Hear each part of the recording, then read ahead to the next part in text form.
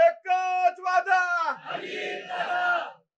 मी सुरुवातीला सगळ्यांना सांगतो की काही जणांची निवेदनं राहिलेली आहेत, परंतु मीटिंग संपल्यानंतर मी थांबणार आहे. त्याच्यामुळे कुणी काही गैरसमज करून घेऊ नये.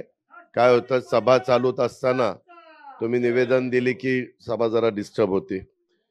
मी सुरुवातीलाच आपल्या सगळ्यांचे सहकारी ज्यांनी आता मार्गदर्शन दिलं ते प्रफुल्लजी पटेल साहेब, सुनील तटकरेजी, छगन भुजबळजी, तसंच उपस्थित असणारे रामराजे नाईक निंबाळकरजी, हसन मुश्रीफजी, नरहरी झिरवाळजी, धर्मबाबा अत्रमजी, संजय बनसोडेजी, सुबोध मोहितेजी, समीर भुजबळजी, नरेंद्र राणेजी, शिवाजीराव नलवडेजी, शिवाजीराव गर्जेजी, आपले राष्ट्रवादी काँग्रेस पक्षाचे सर्व लोकसभेचे सन्माननीय उमेदवार,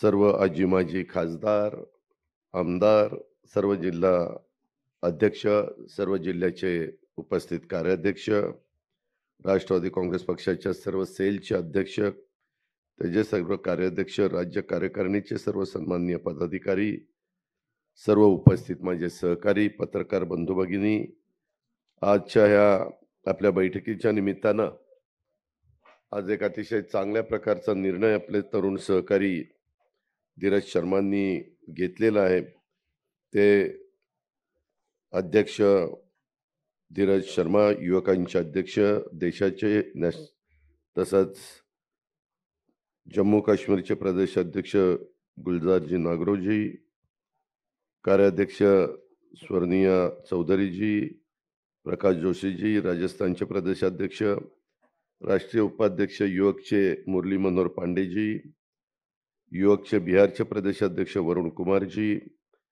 आसामचे युवक अध्यक्ष प्रदेशाध्यक्ष अनुप दासजी, उत्तराखंडचे सौरव अहुजाजी, आमच्या गुजरातचे जिग्नेश जोशीजी, हरियाणाचे निलेश शर्माजी, बिहारचे प्रदेशाध्यक्ष अविनेश पाठकजी, गुजरातचे रोहित टाडाजी, उत्तर प्रदेशचे रोशन सैनीजी, हरियाणाचे साहिबान अहमदजी, सर्व आज आमच्या लिस्ट बरीच मोठी आहे, परंतु धीरज शर्माजींच्या बरोबर ज्यांनी आजपासून आपल्या सर्वांच्या बरोबर काम करण्याचा निर्णय घेतला, राष्ट्रवादी काँग्रेस पक्षाच्या बरोबर काम करण्याचा देश पातळीवर आणि त्या राज्यामध्ये जो निर्णय घेतला, ते उपस्थित असणारे सर्व ज्यांनी प्रवेश केला ते सर्व आमचे सहकारी, जमलेल्या बंधू भगिनींनो, माझ्या तरुण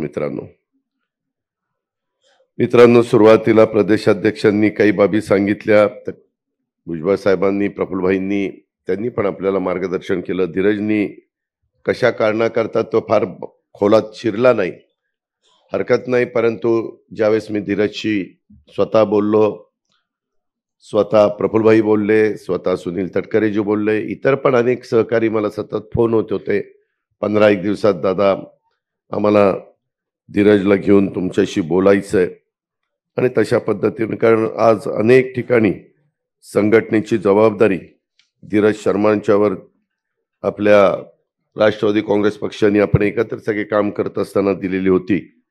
ते वर्किंग कमिटीचे मेंबर होते, नॅशनल स्पोक्समन होते, तसंच इंडिया युथ फ्रंटचे कन्व्हेनर होते, नॅशनल प्रेसिडेंट नॅशनल युथ काँग्रेसचे होते, को इन्चार्ज सेंट्रल ऑफिसचे नॅशनल काँग्रेस पार्टीचे होते, आणि स्टार कंपनीवर महाराष्ट्र लोकसभा समिती हे जे पण ते त्या ठिकाणी पदाधिकारी होते.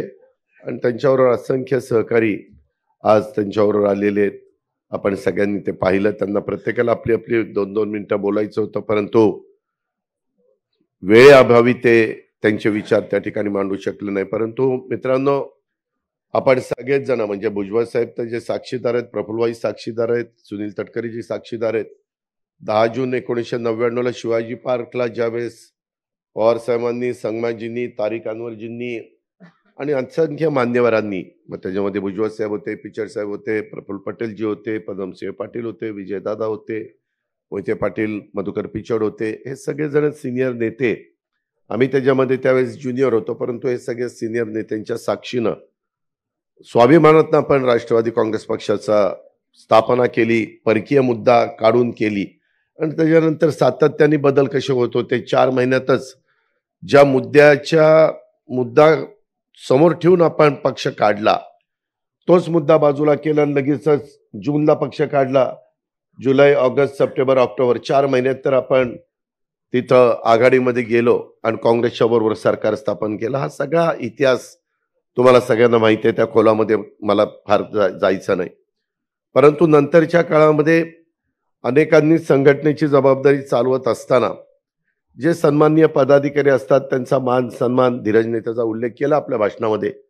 लोकांना, कार्यकर्त्यांना फार काही कामं 100% झालीच पाहिजे अशातला भाग नाही, परंतु मान सन्मान मिळाला पाहिजे. आपली ती महाराष्ट्राची संस्कृती, ती देशाची संस्कृती आहे आणि पहिल्यापासून सगळेच जण वडीलधारी यांना मान सन्मान देत आलेले आहेत, इतर लोकांना पण मान सन्मान देत आलेले आहेत.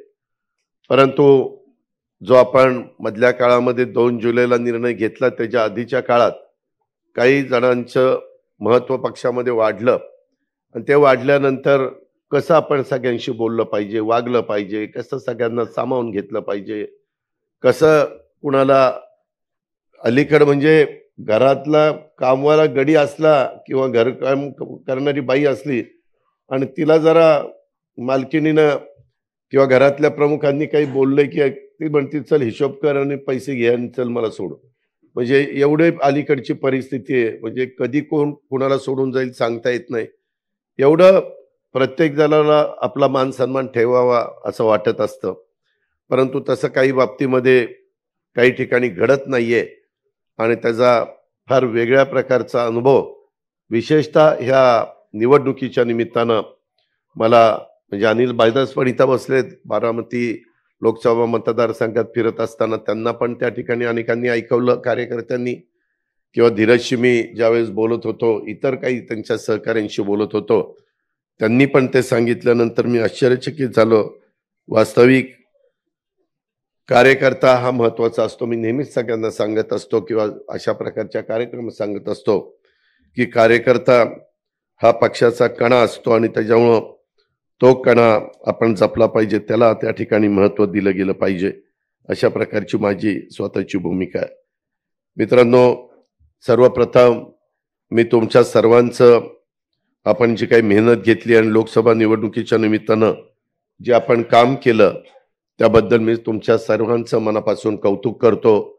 आजच्या बैठकीच्या निमित्तानं मोठ्या संख्येने आपण आलात त्याबद्दल आपलं मनापासून स्वागत देखील करतो. थोडीशी गैरसोय झाली, सगळ्यांना बसायला जागा मिळाली नाही, अनेक जण उभे आहेत आणि त्यांना बसायला खुर्ची देखील तिथं देता आली नाही, ही थोडीशी गैरसोय, परंतु त्याची नोंद निश्चितपणे संघटनेकडनं, पक्षाकडनं घेतली जाईल आणि पुढच्या वेळेस त्याची दुरुस्ती देखील केली जाईल. हे सुरुवातीलाच मी आपल्या सगळ्यांच्या लक्षामध्ये आणून देतो. मित्रांनो, निवडणूक ही राजकीय पक्षासाठी फक्त सत्ता मिळवण्याचं साधन आहे असं मी पण मानत नाही आणि आपल्यातले बरेच जण पण मानत नाही.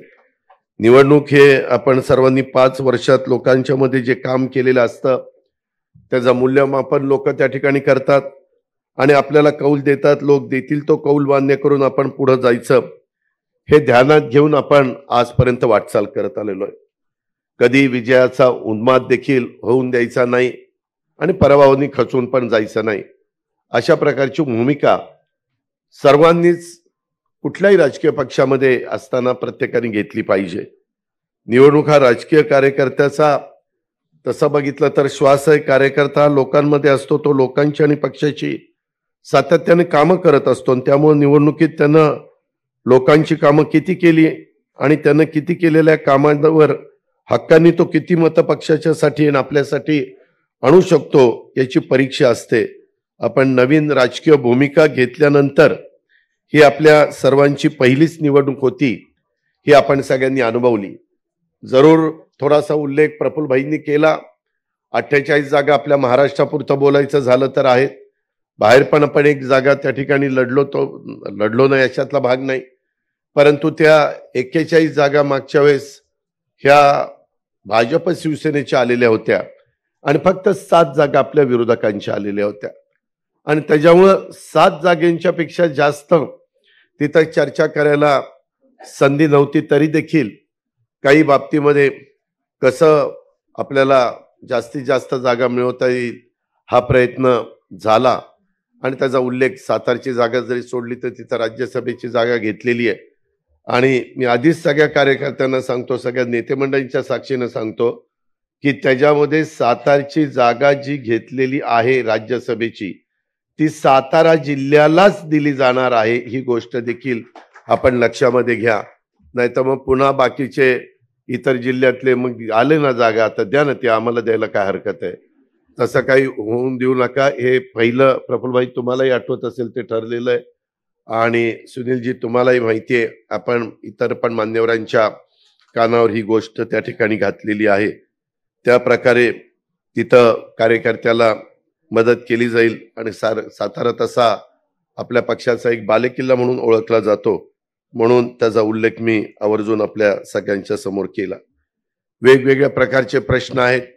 भुजबळ साहेबांनी त्याचा उल्लेख केला की आपण साधारण 54 निवडून आलेलो होतो. उद्याच्याला 288 जागांचा ज्यावेळेस निर्णय घेतला जाईल त्यावेळेस काय होईल, त्याच्याबद्दल काळजी वाटणं साहजिक आहे, मी नाही असं म्हणत नाही, परंतु तसं काही समजण्याचं कारण नाही. त्याच्यामध्ये व्यवस्थितपणे पक्षाच्या कार्यकर्त्यांचा, पक्षामध्ये काम करणाऱ्या सगळ्या माझ्या जीवाभावाच्या सहकाऱ्यांचा मान सन्मान ठेवला जाईल. त्या जिल्ह्यामध्ये साधारण काही ना काही राष्ट्रवादी काँग्रेस पक्षाला जागा मिळेलच अशा प्रकारची आखणी करूनच आणि थोडंसं सुरुवातीपासूनच ह्याच्यामध्ये लक्ष घालून, कारण नंतर काही वेळेस इतका शेवट, आता नाशिकच्याच जागेच्या संदर्भात तुम्हाला आठवत असेल, तिथं खाली बहुतेक आमदार आपल्या विचाराचे होते, म्हणजे भाजपाने आपल्या विचाराचे, आणि तिथली जागा तिथं देत असताना थोडा विलंब लागला आणि त्याच्याबद्दल अनेकदा माणिकरावांनी असेल, सरोजने असेल, बाकीच्या आमच्या हिरामणने असेल किंवा इतर माझ्या सहकाऱ्यांनी पण तिथल्या बोलून दाखवलं की ह्याच्याबद्दल असं करून चालणार नाही. आणि मग समोरचे लोक कामाला लागतात, प्रचाराला लागतात आणि त्याचा फटका हा निश्चितपणे आपल्या सगळ्यांना म्हणजे महायुतीला बसतो. अशा प्रकारचा सुतोवाच त्या ठिकाणी झाला आणि ही गोष्ट मी नाकारू शकत नाही. मगाशी मी धीरज आणि ह्या सगळ्यांशी बोलत होतो, प्रफुल्लभाईंनी पण त्याचा उल्लेख केला. आपल्याला उद्याच्या 10 जूनला 25वां वर्ष आपण साजरं करतोय, म्हणजे 1099 ते 2024, तर त्यामध्ये 25 वर्ष पूर्ण होत आहेत आपल्याला आणि 26वा वर्धापन दिन, पहिला वर्धापन दिन जर 10 जून 1999चा आपण धरला तर, आणि त्याच्यातून पुन्हा राष्ट्रीय पक्ष म्हणून आपल्याला मान्यता मिळवायची आणि तशा प्रकारचा प्रयत्न हा सगळ्यांचा चाललेला आहे.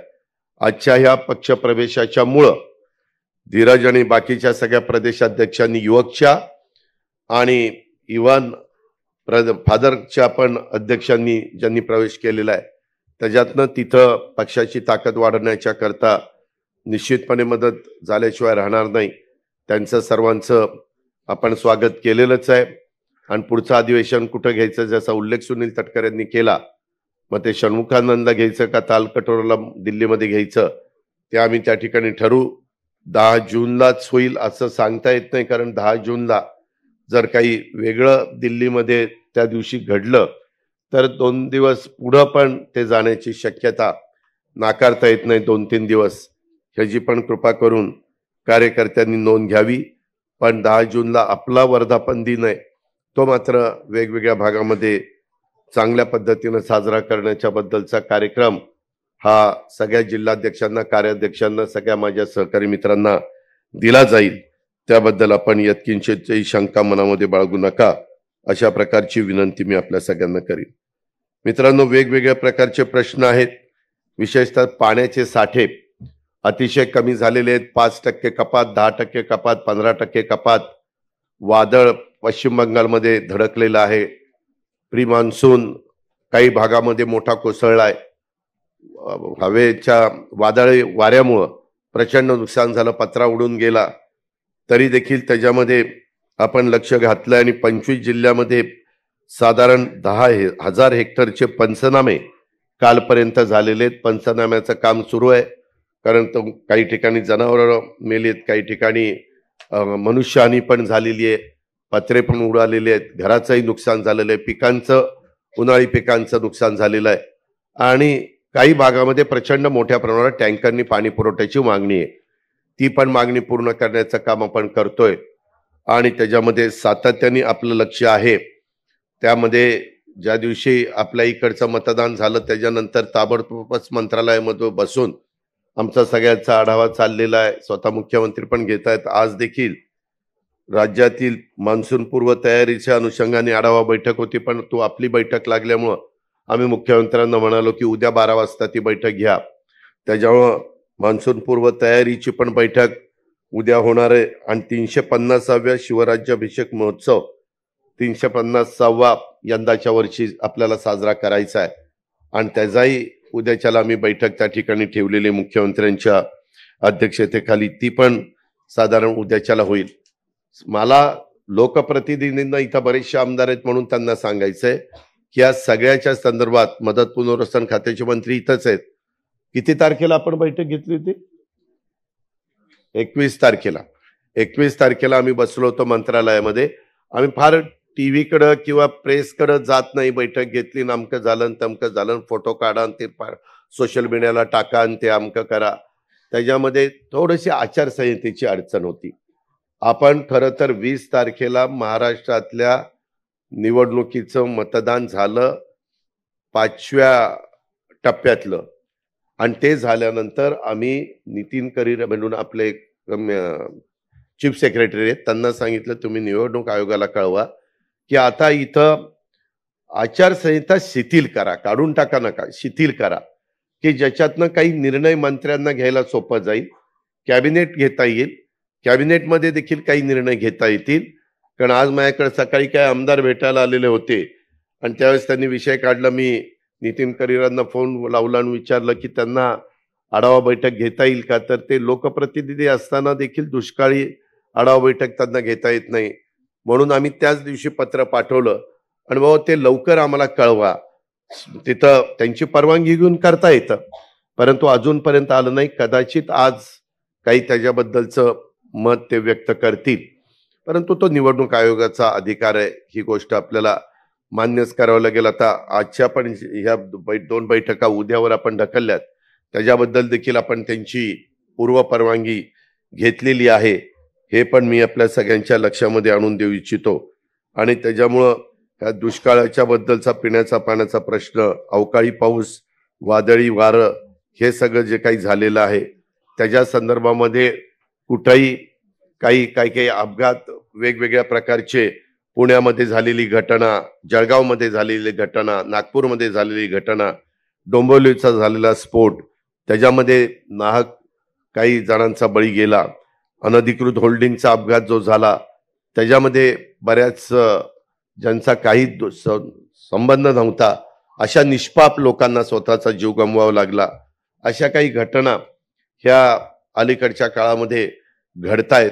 काही अपघातच आहेत, परंतु ते अपघात घडू नये म्हणून जी काळजी घ्यायला पाहिजे, अनधिकृत मोठ्या प्रमाणावर आपले होल्डिंग आपण हटवण्याचं काम सगळ्या राज्यामध्ये सगळ्यांना दिलेलं आहे आणि त्याच्यामध्ये अशा वेगवेगळ्या प्रकारच्या ह्या सगळ्या गोष्टी आहेत आणि त्यामध्ये बारकाईनं लक्ष घातलेलं आहे. कुठेही राजकीय हस्तक्षेप न होऊन देता, कुणालाही त्याच्यामध्ये न वाचवता, जो दोषी असेल त्याच्यामध्ये योग्य पद्धतीनं कारवाई.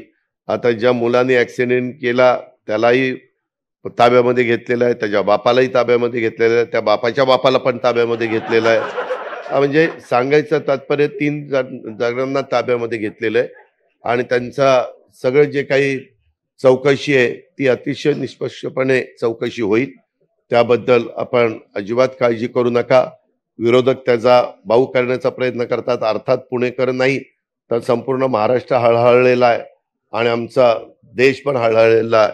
तशा प्रकारच्या बातम्या पण आपण सगळ्यांनी बघितलेल्या आहेत आणि त्याच्याकरता कायदा सुव्यवस्था नीटपणे चोख व्यवस्था राहण्याच्या दृष्टिकोनातनं जी काही खबरदारी राज्य सरकार म्हणून राज्य सरकारने घेतली पाहिजे, पोलीस खात्याने घेतली पाहिजे, ती निश्चितपणे घेण्याचं काम चालू आहे. आणि त्याच्यातनं काही पोलीस पण सस्पेंड केले, काही डॉक्टरांना पण ते रक्त तपासणीच्या मध्ये काही गडबड केलेली आहे, त्याच्याही बद्दल त्यांच्यावर ऍक्शन घेण्यात आलेली आहे. अशा प्रकारे ह्या सगळ्या कामामध्ये लक्ष घातलं गेलेलं आहे, त्याचाही उल्लेख मी आवर्जून आपल्या सगळ्यांच्या साक्षीने करीन. मगाशी भुजबळ साहेबांनी जे काही सांगितलं की आता मध्ये दिवस कमी राहतात, एक तर 10 जूनला आपलं अधिवेशन होणार होतं, आपण अंतरिम बजेट दिलं, त्याच्यानंतर राहिलेल्या 8 महिन्याचं बजेट मला द्यायचं होतं 10 जूनला. 10 जूनला पहिल्यांदा पुरवणी मागण्या आल्या असत्या आणि नंतर मी बजेट मांडणार होतो, पण ते थोडंसं पुढे जाईल. कामकाज सल्लागार समितीची बैठक उद्याच्याला मी सीएम साहेबांना मध्ये एकदा सांगितलं, परंतु आज गडकरी साहेबांचा वाढदिवस आहे, मी त्यांच्या वाढदिवसाच्या निमित्तानं देखील आपल्या सर्वांच्या वतीनं त्यांना मनपूर्वक शुभेच्छा या ठिकाणी देतो. सकाळीच माझा फोन झालेला होता, पण त्या निमित्तानं उद्याच्याला आम्ही कामकाज सल्लागार समितीची बैठक कधी घ्यायची ते ठरवू, आणि ते 10 जूनलाच ठेवायचं का 17 जूनला करायचं का अजून काही 23 जूनला करायचं ते ठरवलं जाईल, आणि ते तुम्हाला सगळ्यांना पेपरमध्ये मीडियाच्या माध्यमातून पाहायला मिळेलच, आणि त्याचा बाकीच्या पण तुम्हाला त्याच्या संदर्भातले व्हॉट्सअप केले जातील. अशा प्रकारची माहिती मी या निमित्तानं आपल्या सगळ्यांना देतो. एकंदरीतच मगाशी बोलत असताना, आणि त्याच्यामुळं ते बजेट एकदा दिलं की त्या बजेटमधले मगाशी त्यांनी भुजबळ साहेबांनी मुंबई पदवीधर, मुंबई शिक्षक हे 2 मतदारसंघाची निवडणूक लागली, आणि ती फार सिंधुदुर्ग, रायगड, रत्नागिरी, मुंबई, ठाणे, पालघर असा तो बरा मोठा मतदारसंघ आहे, बरोबर ना? नाही, ती एक झाली. नाशिकची दुसरी, नाशिक, जळगाव, नगर, नंदुरबार आणि धुळे ती दुसरी निवडणूक आहे. आणि त्याच्यामुळे या पुन्हा आचारसंहिता, तर भुजबळ साहेबांचं मत बरोबर आहे की फक्त शिक्षक तिथे वोटर असतात आणि काही ठिकाणी पदवीधर तिथं वोटर असतात, पदवीधर मतदारसंघात. तर तशा पद्धतीनं ह्या सगळ्याच सारख्या अशा निवडणुका लागल्या तर मग काहीच काम करता येणार नाही. तर त्याची परवानगी आपण घेऊ, आणि त्याच्यात लोकप्रतिनिधींना पण त्यांच्या ह्या मधल्या काही काळामध्ये जी काही कामं करणं तातडीनं गरजेचं आहे त्या प्रकारे कामं केली जातील. मी पण साधारण 7 दिवसातले 4 दिवस मंत्रालयात बसणार आहे आणि 3 दिवस फिरतीवर राहणार आहे. आपल्याला आता विभागाचे पण मेळावे घ्यावे लागतील, आपल्याला आता जिल्ह्याचे पण मेळावे घ्यावे लागतील, आपल्याला सुरुवातीपासूनच कामाला लागावं लागेल. मागच्या वेळेस आमचं ठरलेलं होतं, एक बघा वल्लभभाई पटेलचा स्टेडियम ना, ते वल्लभभाई पटेल स्टेडियमवर एक मेळावा झाला, आणि त्याच्यानंतर जिल्ह्याचे पण मेळावे घ्यायला लावले महायुतीचे, ते पण झाले. पण आमचे नंतर विभागाचे मेळावे काही घेऊ असं करून ते हे झालं. मी उद्याच्याला त्यांना सांगेल की आपण एकत्र घेऊ, परंतु त्यांना जर त्याच्यातनं वेळ नाही मिळाला तर किमान राष्ट्रवादी काँग्रेस पक्षाचे तर आपण त्या ठिकाणी सुरूच करू. कारण काही ठिकाणी पाऊस असतो, कोकणात पाऊस सुरुवातीला येतो, काही ठिकाणी उशिरा येतो, तर त्याचं साधारण गणित बघून आपण ते मेळावे घेऊ, जेणेकरून आपल्याला आता विधानसभेच्या तयारीला तातडीनं लागणं नितांत गरजेचं आहे. ही गोष्ट देखील आपण सगळ्यांनी ध्यानामध्ये घेतली पाहिजे, आणि त्याची नोंद पक्ष म्हणून पक्षाच्या स्तरावर आम्ही सगळ्यांनी घेतलेली आहे. ही पण बाब मी तुमच्या सगळ्यांच्या लक्षामध्ये आणून देऊ इच्छितो. वेगवेगळ्या बराचसा अनुभव निवडणुकीच्या निमित्तानं आला. मला बऱ्याचदा वाटायचं की देश पातळीवरची निवडणूक आहे का कुठली निवडणूक आहे, कुठलाही मुद्दा चालायचा, रोज सकाळी 9:30-10ला तर भोंगा वाजतोच, तो तर काही हटतच नाही. मग ते काहीतरी भोंगा वाजला की त्याला कोणीतरी उत्तर द्यायचं, आणि मीडिया पण त्याच बातम्या चालवतो. अशा पद्धतीनं म्हणजे देशाचं भवितव्य ठरवणारी निवडणूक, 140 कोटी जनतेचा कारभार 5 वर्षाच्या करता कोणाच्या हातामध्ये स्थिर राहू शकतो ही निवडणूक. आणि असं असताना मात्र कुठंतरी जातीपातीचा विचार केला जात होता. आता वास्तविक मायनॉरिटीच्या बद्दल एवढे चांगले निर्णय, मी पण अनेक वर्ष सरकारमध्ये आहे, मी पण काँग्रेसच्या बरोबर, म्हणजे भुजबळ साहेब असतील, आम्ही सगळ्यांनीच अनेकांनी काँग्रेसच्या बरोबर पण सरकार आम्ही चालवले, त्याच्यामध्ये उद्धव ठाकरे साहेबांच्या बरोबर पण सरकार चालवलं, त्याच्यामध्ये आता आम्ही एकनाथराव शिंदे देवेंद्रजींच्या बरोबर पण सरकार त्या ठिकाणी चालवतोय.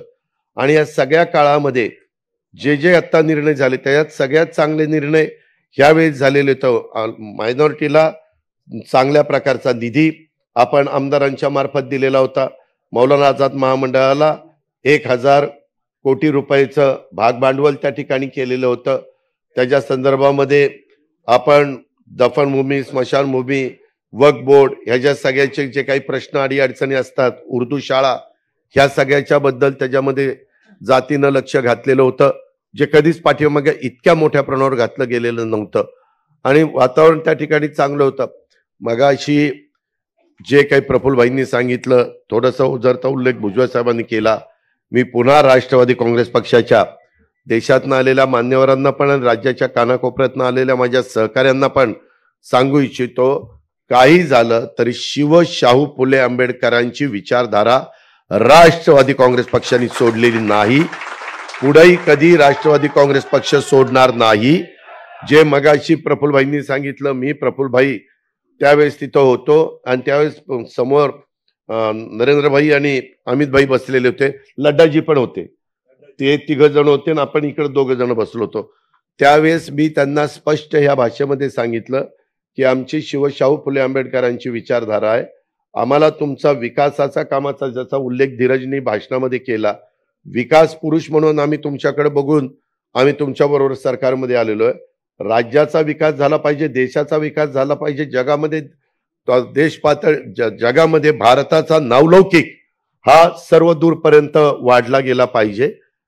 कुणी आपल्याकडे वाकड्या नजरेने बघता कामा नये. कालच पुन्हा इस्रायलवर हल्ला झालेला आपण बघितला असेल, काल का परवाच झाला. म्हणजे अशा प्रकारच्या घटना अचानक कधी काय घडतं, रशिया किंवा युक्रेनचं काय झालं हे पण आपण त्या ठिकाणी बघितलं. म्हणजे अशा घटना घडत असताना आपल्या आजूबाजूचे पण कुठं काही गडबड करणार नाही अशा प्रकारची परिस्थिती निर्माण करण्यात आली. परंतु मला आठवत आहे, आपल्यातल्या काही सहकारी मित्रांना आठवत असेल, आपण एकत्र काम करत असताना डॉक्टर बाबासाहेब आंबेडकरांचा पुतळा आहे मंत्रालयाच्या पलीकडं, तिथून आपण देश बचाव संविधान बचाव असा एक मोर्चा काढला होता. आणि मी त्यावेळेस फारुख अब्दुल्ला वगैरे सगळ्यांना आपण बोलवलं होतं आणि सगळ्यांनी चालत जाऊन शिवाजी महाराजांच्या गेटवे ऑफ इंडियाच्या पुतळ्यापाशी आपण गेलो आणि तिथं त्याचा समारोप तिथं केला. मी नंतर काहींना विचारलं, देश बचाव संविधान बचाव हे कसं काय आलं? म्हणले नाही, त्याच्यामध्ये कधी कधी नरेटिव्ह सेट करावा लागतो. कुणी काही म्हणलेलं नव्हतं संविधान बदलायचं काय, आणि तसंच हे आत्ता झालं. आम्ही सगळेजण बिंबीच्या देठापासून सांगत होतो, अरे संविधान बदललं जाणार नाही, संविधान दिन साजरा करण्यात आलेला आहे. बाबासाहेब आंबेडकरांना पाडण्याचं काम काँग्रेसवाल्यांनी केलं, काँग्रेसवाल्यांनी त्यांचा निवडणुकीमध्ये पराभव केला वगैरे वगैरे वगैरे. परंतु लोक त्या ठिकाणी ऐकण्याच्या मनस्थितीमध्ये नव्हते आणि सांगण्याचा रामदास आठवले पण प्रयत्न करत होते, आम्ही पण सगळे प्रयत्न करत होतो. ज्याचा उल्लेख माझ्या आधीच्या वक्त्यांनी केला, त्यांनी सांगितलेलं पण खरं आहे. आम्ही पण कांद्याच्या बद्दल विशेषतः माझ्या नाशिक, नंतर पुणे, नंतर अहमदनगर अशा काही जिल्ह्याशी संबंधित हा कांद्याचा विषय, तेव्हा पण मी मोदी साहेबांना सांगितलं की हे एक्सपोर्ट चालू करा. निवडणुका जाहीर झाल्या एक्सपोर्ट चालू झाला असता तरी देखील त्यांनी तर, मी त्या दिवशी नाशिकच्या सभेमध्ये मी सुनील तटकरे यांना, प्रफुल्लभाईंना सांगितलं की भुजबळ साहेबांना तिथं पक्षाच्या वतीने बोलायला संधी द्या. त्यांनी पत्र पण त्यांना दिलं. पण त्या एकेका गोष्टीचा उल्लेख काय होतं, 5 वर्ष किती काही काम केलं तर कधी फार लक्षात ठेवता असं नाही. आपल्या इथली शॉर्ट मेमरी जगात कुठं बघायला मिळणार नाही. अशी शॉर्ट मेमरी आपली भारतीयांची आहे, ही फॅक्ट आहे. त्याच्यावर त्या 3-4 महिन्यात काय चालते, 5-6 महिन्यात त्याच्यावरच इलेक्शनचा सगळा बाकीचं हे चालतं, म्हणजे काय होणार काय नाही होणार असं. आणि त्याबद्दल आपण सगळ्यांनी काळजी केली पाहिजे, घेतली पाहिजे. संघटना म्हणून निश्चितपणे आम्ही आमच्या स्तरावर त्या ठिकाणी काळजी घेऊच, याबद्दल तिळमात्र शंका मनामध्ये कोणी बाळगू नका. पण एकंदरीत मला आठवत आहे, आम्ही ज्यावेळेस एकत्रपणे आपण काम करायचो त्यावेळेस कधी कधी आम्हाला सांगितलं जायचं, जरा शिवसेनेवर टोकाची भूमिका घ्या, शिवसेनेला ठोका, शिवसेनेवर त्या, म्हणजे आपण एकत्र महाविकास आघाडीत असताना मी त्यांना विचारायचो काय, ते म्हणले शिवसेनेला ठोकल्यावर अल्पसंख्याकांना फार समाधान मिळतं, आनंद वाटतो. म्हणजे शिवसेनेला हे विरोध करतात आणि ह्यावेळेस तर अल्पसंख्याक तर शिवसेनेबरोबरच जायला निघाला होता. म्हणजे काय कुठं कसं गणित बदलतं काय ते ब्रह्मदेव आला तरी सांगू शकणार नाही यावेळेस काय होणार आणि काय नाही. त्या माझ्या बीड, जालना आणि परभणी या जिल्ह्यात तर जातीवादावरच इलेक्शन गेलं. मराठे तर म्हणजे काही काही गावामध्ये हेच सुरू झालं. अरे कुठं देश चाललाय, काय चाललंय, जग कुठं चाललंय, आपण कुठल्या अजून जातीपातीमध्ये कुठं अडकून बसतोय. ह्याही गोष्टी ज्यावेळेस आपण शाहू फुले आंबेडकरांची विचारधारा म्हणतो, ह्या लोकांचा आदर्श डोळ्यासमोर ठेवून पुढे जायचं म्हणतो, मनुस्मृती वगैरे भुजबळ साहेबांनी सांगितलं, त्याच्यामध्ये कुठल्याही परिस्थितीत आपण सरकारमध्ये असेपर्यंत तरी तसं आपण कोणी होऊन देणार नाही, तुम्ही काळजीच करू नका. कारण माझं स्वतःचं दीपकशी पण बोलणं झालेलं आहे की सरकार, दीपक पण पूर्वाश्रमीचा राष्ट्रवादीचाच, आपणच त्याला आमदार केला आणि नंतरच्या काळात काही बदल झाला ती गोष्ट वेगळी. परंतु अशा पद्धतीनं कुठलंही ज्याच्यातून आपली जी काही ज्या विचारधारेतनं आपण सगळेजण पुढं चाललेलो आहोत त्या विचारधारेला कुठंतरी ठेच पोचेल, तिथं कुठंतरी धक्का लागेल, अशा पद्धतीनं मग त्याच्याबद्दल कितीही मोठी किंमत मोजावी लागली तरी चालेल, परंतु राष्ट्रवादी काँग्रेस पक्ष पाठीमागे येणार नाही, मागं हटणार नाही. ही पण गोष्ट मी आपल्या सगळ्यांना अतिशय स्पष्टपणे सांगतो. नाहीतर पुन्हा काहीतरी कुणीतरी पुढ्या सोडायचं काम करतंय आणि नको ती चर्चा त्या ठिकाणी सुरू करतात. हे स्पष्ट सगळ्यांनी त्याच्याबद्दलची नोंद आपण सगळ्यांनी घ्यावी, अशा प्रकारची माझी आपल्याला सूचना आहे. आता हे पुण्याच्या संदर्भामध्ये वेगवेगळ्या गोष्टी चाललेल्या आहेत. खरं तर आर पाटीलच गृहमंत्री असताना डान्स बार बंदी वगैरे आपण कायदा केलेला होता. आता ते डान्स बार बंदी असेल, पब बंदी असेल, ऑर्केस्ट्रा बार बंदी असेल, ह्याच्याबद्दल पण एकदा फेर विचार करून कशा पद्धतीनं नियम कायदे करायचे आणि त्याच्यातून कुठल्याही परिस्थितीमध्ये जे सज्ञान नाहीत अशा मुलांना ज्या गोष्टी नको त्या मिळतात आणि पालकांचंही लक्ष नसतं आणि मग त्याच्यात निष्पाप काही तरुणींना पण स्वतःचा जीव गमवावा लागतो, ते पण अजिबात होता कामा नये. म्हणून जी काही पावलं उचलावी लागतील ती पावलं उचलली जातील, याही बद्दलची नोंद आपण सगळ्यांनी ह्या बैठकीच्या निमित्तानं घ्यावी. दुसरा एक विषय मला तुम्हाला सांगायचा होता, मी त्याचा साक्षीदार आहे, ह्याच्यातले बरेच इथं बसलेले त्याचे साक्षीदार आहे. 2004च्या बद्दल मधी पवार साहेबांनी एक स्टेटमेंट केलं की 2004ला जर राष्ट्रवादी काँग्रेस पक्षाचा मुख्यमंत्री केला असता तर पक्ष फुटला असता. दादांत खोटं आहे, दादांत खोटं. मी त्यावेळेस होतो, त्याच्यामध्ये आम्ही सगळेच जण होतो, भुजबळ साहेब होते, प्रफुल्लभाई होते, तटकरे साहेब होते, सगळे आम्ही होतो. उलट आम्हाला वाटत होतं ते करावं आणि मी तर त्यावेळेस मुख्यमंत्री पदाचा मध्ये इंटरेस्टेड नव्हतो त्यावेळेस. तर त्यावेळेस मला वाटत होतं की भुजबळ साहेब त्या ठिकाणी होतील, कारण राष्ट्रवादी काँग्रेस पक्षाची स्थापना झाल्यानंतर खऱ्या अर्थाने महाराष्ट्राच्या कानाकोपऱ्यामध्ये राष्ट्रवादी पक्ष पोचवण्याचं काम कुणी जर केलं असेल तर ते भुजबळ साहेबांनी केलं. ही गोष्ट कुणी नाकारू शकत नाही. आम्ही सगळेजण बघत होतो, प्रचंड म्हणजे पहिले अध्यक्ष पण होते आणि त्यांनी कशा पद्धतीनं त्यावेळेस बाळासाहेब ठाकरेंच्या हिंदू हृदय सम्राट सरसेनापती बाळासाहेब ठाकरेंच्या बद्दल बोलणं म्हणजे लोक म्हणायचे अरे बापरे आता ह्याचं काही खरं नाही. परंतु त्यांनी ते किणी प्रकरण आणि काय कोण टी काय मी आता ते काही काढत नाही, परंतु ते सगळं काढलेलं होतं आणि त्याच्यात एक वातावरण असंच निर्माण झालं. पण एवढं वातावरण निर्माण होऊन देखील आपण 58लाच थांबलो आणि काँग्रेसचं प्रचाराला कुणी नव्हतं तरी ते 75ला गेले आणि तिथली आपली संधी त्या ठिकाणी गेली. पण 2004ला पुन्हा सगळ्यांनी चांगल्या पद्धतीनं कामं केली आणि ती संधी आली. परंतु आता आपले नेते म्हणजे वरिष्ठ नेते जे काही सांगतायत की बाबा असं आहे तसं नाही, त्याच्यामध्ये खरं कारण असं आहे की 91ला काही नवे होते कुठं, पदमसिंह पाटील तर मला आठवत आहे, प्रफुल्लभाई तुम्हालाही आठवत असेल, ज्यावेळेस 91ला पवार साहेबांना संरक्षण मंत्री म्हणून जाण्याची वेळ आली त्यावेळेस मॅक्झिमम आम्ही आमदार सेवा सदनला बसलो होतो. सेवा सदन हा सगळे सगळे आम्ही होतो. सेवा सदनला मेजॉरिटी तिथं एकत्र काँग्रेस होती आणि सगळ्यांनी पद्मसिंह पाटलांचं नाव दिलं होतं. त्याच्यात सुधाकरराव नाईकांचं नाव कुठं चर्चेला नव्हतं. सुधाकरराव नाईक सिनियर नेते आहेत, त्यांच्याबद्दल आदर आहे, त्यांच्या हाताखाली आम्ही भुजबळ साहेबांनी काम केलं, त्याच्यातनं गैरसमज कोणी करू नका. पण तिथं जाताना पद्मसिंहांना न करता पवार साहेब शेवटी अंतिम निर्णय घेणारे साहेबांनी तो निर्णय घेतला आणि ते सरकार त्या ठिकाणी बदललं गेलं. आणि नंतर भुजबळ साहेब प्रफुल्ल आपले पद्मसिंह विजयदादा वगैरे त्या सगळ्या मंत्रिमंडळामध्ये राहिले. सांगायचं तात्पर्य तेव्हा तर पण त्यांचा विचार झालाच होता. ही कधीची गोष्ट 91 आणि नंतर कुठं आला 2004. म्हणजे हा मग 13, 14, 15 वर्षांनी संबंध आला. मग 14-15 वर्षांनी सगळे नौके होते, नौके म्हणायचं कारणच नव्हतं. पण आता काही पण सांगतात. मला बातमी कळलेली अशी आहे, माझी बातमी खरीच आहे, की त्यामध्ये नाईक साहेबांना मुख्यमंत्री केल्यानंतर नाईक साहेब 1 वर्ष देखील साहेबांचं त्यांनी ऐकलं नाही.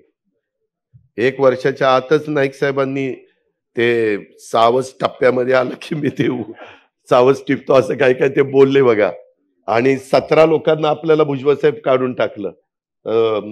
काय ते विजयदादांनी आपल्याला कळवलं की तुम्हाला 17 लोकांना मंत्रिमंडळातनं काढलं, तिथनं ते सगळी गडबड झाली. पण 2004ला कदाचित साहेबांनी प्रफुल्लभाईंनी असा विचार केला असेल की 91ला केल्यावर ह्यांनी वर्षातच नाही ऐकलं आपलं, आता जर कोणी केलं तर आपल्या दोघांना कायमचे दिल्लीलाच पाठवतील, त्याच्यामुळे कदाचित मुख्यमंत्री पद घेतलं नसेल. हे आता सांगता येत नाही, काही ना काही त्याला कारण आहे. उगीच आता काहीतरी करतात. वास्तविक भुजबळ साहेबांच्या आणि मी आज पण राष्ट्रवादी काँग्रेस पक्षाच्या सगळ्या सहकाऱ्यांना सांगतो, 91ला 2004ला मुख्यमंत्रीपद घेतलं असताना तिथपासून नंतर कायम राष्ट्रवादीकडेच मुख्यमंत्रीपद राहिलं असतं. भले कुणीही झाले, भुजबळ साहेब झाले असते, तिथं काय RR पाटील झाले असते किंवा आणखीन कुणी झालं असतं, पण सतत, कारण मुख्यमंत्र्याच्या हातात एवढी पॉवर असती की आता आम्ही अनेक सरकारमध्ये कामं केलेले असल्यामुळे ते बघतो. परंतु हरकत नाही, आता तेच उघडण्यात बसण्यात अर्थ नाही. सांगायचं तात्पर्य आपण पुन्हा जोमाने कामाला लागू. जास्तीत जास्त जागा घेण्याची जबाबदारी आम्ही सगळेजण जे चर्चा करतो. हा ते विदर्भामध्ये एक विधान परिषद, विदर्भाचे एक बरोबर आहे, एक विधान परिषद घेतली आणि अजून एक खानदेशमध्ये एक घ्यायची. ते तटकरे साहेबांचं आपलं आणि तुमचं आणि देवेंद्रजीचं बोलणं झालं, फक्त एकाशी बोलायचंय. त्याच्यावर ते 2 तरी त्या विधान परिषद आपण जास्त घेणार आहेत. सांगायचं तात्पर्य, जरी आपण कुठंतरी युतीमध्ये तडजोड करण्याच्या करता काही काही म्हणतात ना, युद्धात जिंकले पण तहात हारले असं फाला नाही, तसलं काय होणार नाही. युद्धात पण जिंकलं जाईल आणि तहात पण जिंकलं जाईल. तुम्ही काही काळजी करू नका. त्या पद्धतीनं आपण काम करू. आणि इतर जर मान्यवरांनी, खरं तर काही आज आम्हाला काही जिल्हाध्यक्षांच्या पण काही बाबी ऐकायच्या होत्या, परंतु वेळ बराच झालेला होता आणि धीरजनी पण सांगितलेलं होतं, धीरजची चर्चा झाली नाही. सगळे मान्यवर परराज्यातनं सगळे आलेले होते. थोडंसं घाईत हे सगळ्या गोष्टी झाल्या, परंतु एकदा तुम्हाला सगळ्यांना घेऊन बसणं गरजेचं होतं. बरेच जण आमदार अजून परदेशी पण गेलेले आहेत, काही अभ्यास दौऱ्यावर गेलेले आहेत, काही फॅमिलीला घेऊन गेलेले आहेत. अभ्यास दौरा कसा असतो ते नरहरी झिरवळांना माहिती आहे. परदेशातला अभ्यास दौरा तर त्याच्यामध्ये हरकत नाही. पण काही काहींना वाटतं की काही जण म्हणजे जावं 4 दिवस कुठं फॅमिलीला घेऊन, आणि त्या पद्धतीनं काही जण येऊ शकलेले नाही. आणि काही बाबतीमध्ये आम्ही खरं तर 22लाच मीटिंग घेणार होतो, परंतु त्यावेळेस लगेच मीटिंग घेणं बरोबर नाही म्हणून ती आज 27ची तारीख आपण काढली. मला लोकप्रतिनिधींना पण सांगायचं, त्यांचे जे काही असणारे काही प्रश्न असतील, इतर काही गोष्टी असतील, ते याच्याबद्दल कुठल्याही अफवांच्यावर कुणीच कार्यकर्त्यांनी, अध्यक्षांनी, सहकाऱ्यांनी विश्वास ठेवू नका. आता आम्ही जे काही सांगितलेलं आहे ते त्याच पद्धतीने आपल्याला सगळ्यांना पुढे जायचंय. त्याच्यामुळे कारण नसताना वेगवेगळ्या 4 तारखेच्या निकालाच्या बद्दल तर मगाशी प्रफुल्लभाईंनी थोडंसं विस्तृतपणे सांगितलेलं असल्यामुळे मी त्या खोलामध्ये जात नाही. इतर पण काही निवेदन दिलेले आहेत, काहींना अजून काही सेलचे पदाधिकारी म्हणून पाहिजे, आणखीन काही वेगवेगळ्या ठिकाणी पाहिजे, त्याच्याबद्दल पण आपण योग्य ती कारवाई करू. याबद्दलची पण नोंद आपण सगळ्यांनी ह्या निमित्तानं घ्यावी. आणि आज महायुती एक सरकार म्हणून कुठल्याही बाबतीमध्ये हे जे काही नैसर्गिक संकट आलेलं आहे त्याच्यावर मात करण्याच्या करता, त्याच्यातनं मार्ग काढण्याच्या करता कुठं कमी पडत नाही. एक चर्चा अशी पण चाललेली आहे की जून महिन्यात कदाचित पाऊसच पडणार नाही आणि मधी अशी परवा कोणीतरी पवार साहेबांनीच एक चर्चा केलेली होती. आणि ते धनंजय काहीतरी परदेशात गेलाय, धनंजयच्या मुलीचा एक पदवीदान समारंभ आहे, त्याच्याकरता गेला. वास्तविक आम्ही सगळेजण या शेतकऱ्यांच्या प्रश्नाच्या संदर्भात, कारण आम्ही पण शेतकरी आहोत, त्याच्यामुळे त्या संदर्भात पण आमचं सगळ्यांचं बारकाईनं लक्ष आहे. ही बाब आपण सर्व राष्ट्रवादी काँग्रेस पक्षाच्या सन्माननीय पदाधिकाऱ्यांनी, कार्यकर्त्यांनी, सहकारी मित्रांनी लक्षामध्ये त्या ठिकाणी घ्यावी, अशा प्रकारची मी आपल्याला सगळ्यांना विनंती करतो.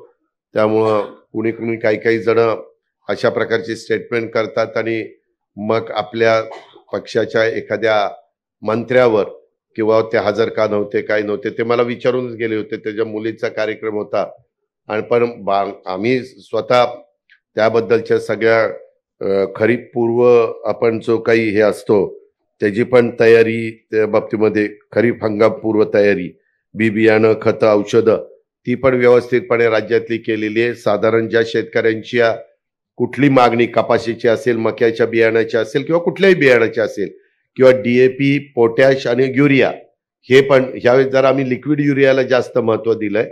आपण पण शेतकरी जे असतील त्यांनी जरा लिक्विड युरियाकडे वळलेलं जास्त शेतीच्या दृष्टीनं फायद्याचं ठरेल. अशा या सगळ्या बाबींचा फार बारकाईनं विचार करून आपण पुढे चाललेलो आहोत. याची पण नोंद आपण सगळ्या राष्ट्रवादी काँग्रेस पक्षाच्या कार्यकर्त्यांनी घ्यावी, अशा पद्धतीने माझी विनंती है. फिर एक दफा धीरज शर्मा जी और उनके साथ जो भी अलग अलग स्टेट के लोग आए हैं उनका सबका मैं तहे दिल से स्वागत करता हूं और मैं पूर्ण विराम देता हूं. जय हिंद, जय महाराष्ट्र.